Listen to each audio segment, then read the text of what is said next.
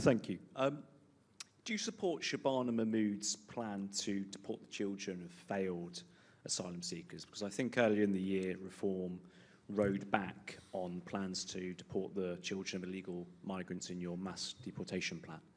Look, you know, my job is not to make your life easier, and so I'm going to say this. The absolute priority with deporting those who've come illegal are young, undocumented males of fighting age, many of whom will do great harm in this country to women, to girls, join crime gangs, and that is the absolute priority, and that remains my answer.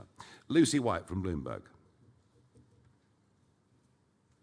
Thank you. I wanted to ask about steel. At the moment, the EU has proposed much higher tariffs on steel that we are trying to negotiate our way out of.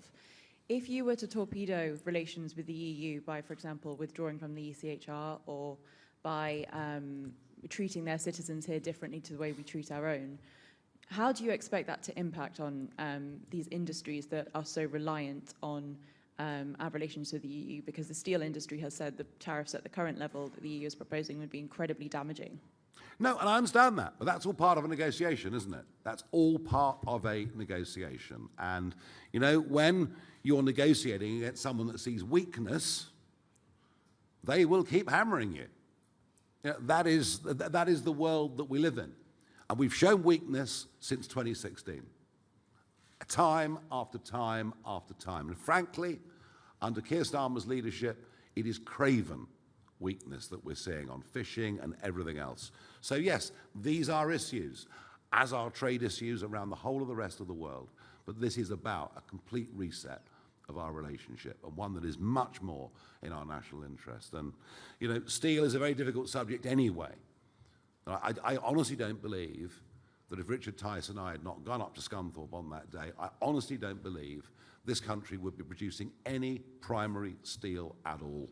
And that moves on to a whole bigger debate on energy and the sheer catastrophe that net zero, that the attempt to become the Saudi Arabia of wind, and onto this government is for not just our traditional manufacturing industries, but forget data centers, forget AI, forget crypto, forget the entire 21st century economy. If we continue with our current energy policy, we simply won't be competitive and won't be able to do it. And energy will be, you know, very much, I think, a centerpiece of what we fight the next general election on. George Eaton, New Statesman.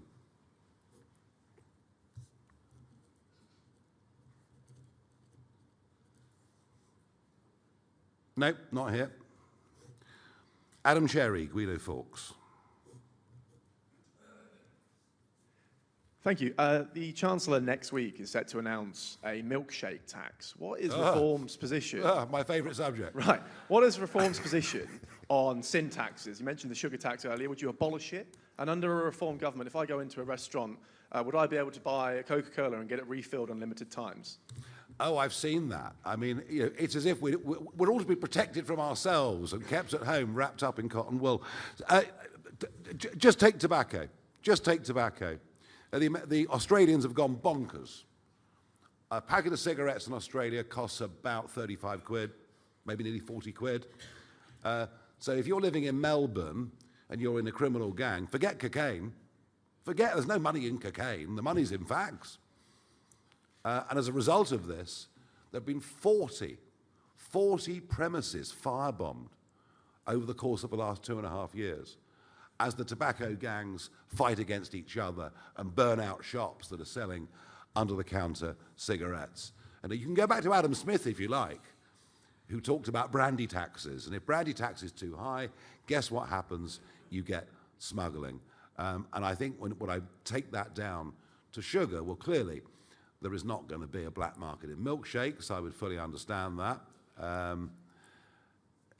But they're hot when they're chucked in your face. They're really vile, I must tell you. I just think we're not doing enough through education and just banning things and taxing things and saying in that particularly famous chain that you can't fill up for a second time.